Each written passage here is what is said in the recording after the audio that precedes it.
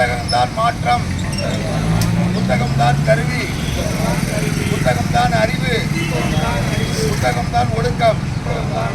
வாசிப்பை நேசிப்போம், நேசிப்போம் நேசிப்போம், வாசிப்பை நேசிப்போம். படிப்போம் படிப்போம், படித்து படித்திருவோம். சாந்திரத்தை படிப்போம், சாணக்கியனை படிப்போம், தொல்காப்பியரை படிப்போம், பகவானரை படிப்போம், வள்ளுவனை படிப்போம், அகத்தியனை படிப்போம்.